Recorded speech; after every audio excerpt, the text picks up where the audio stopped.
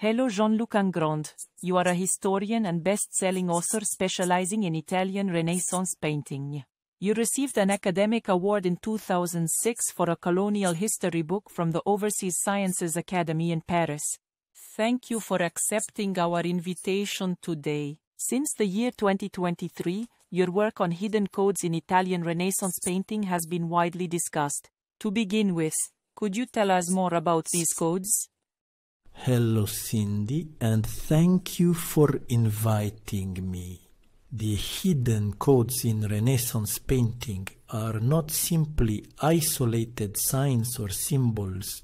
They are the result of a mix of ideologies, of religious beliefs, occult sciences, and sometimes even political messages.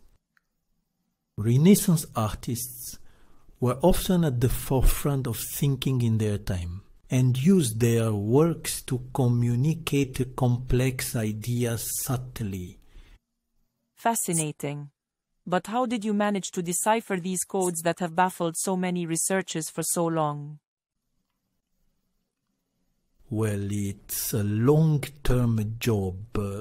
I combined traditional analysis techniques with modern digital tools like high-resolution imagery and 3D modeling.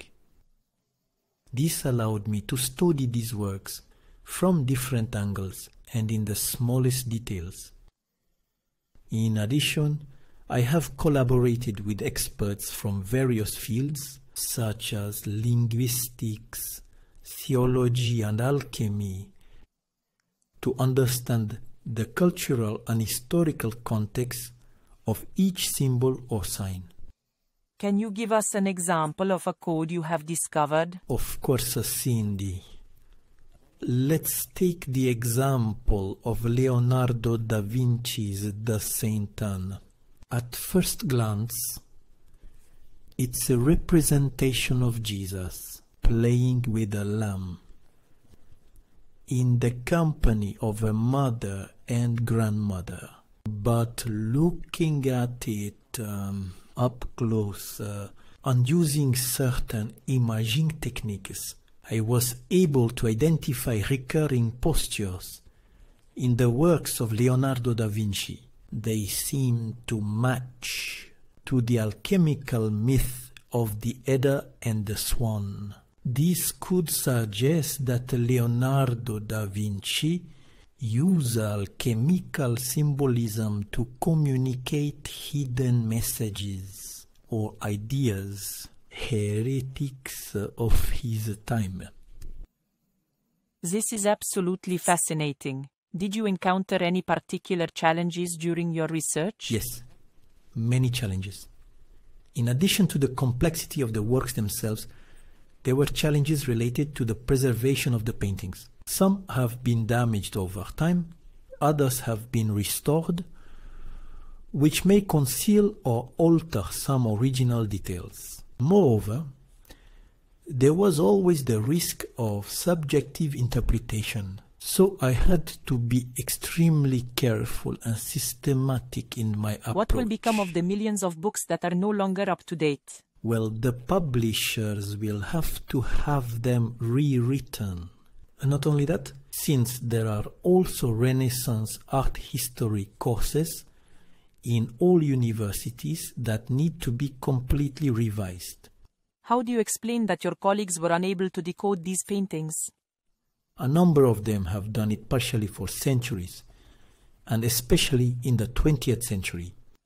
And to perceive and write the simplest form of these codings, which we call attributes. There are many iconographic dictionaries which perfectly describe the symbolic meaning of such and such object that we see in the middle of paintings.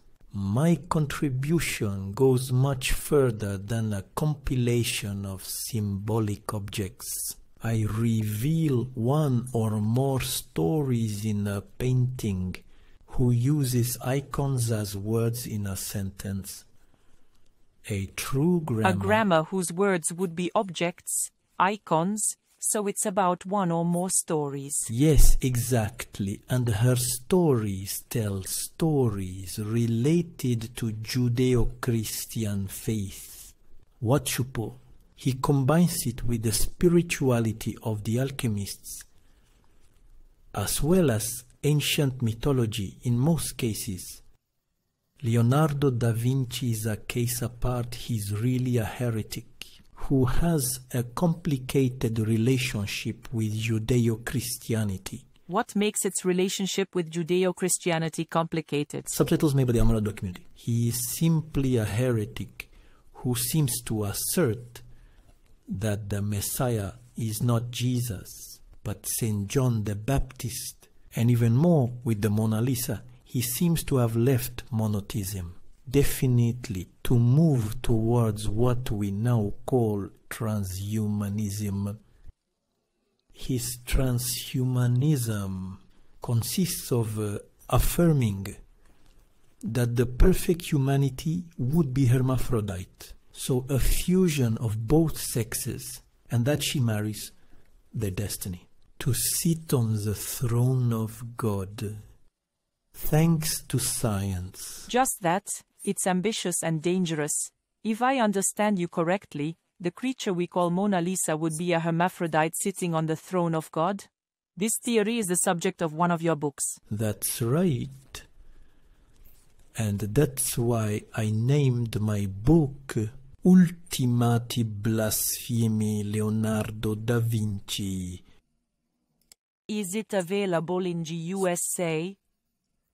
Yes, in digital format, on my jeanlucangrand.com library and on Amazon KDP.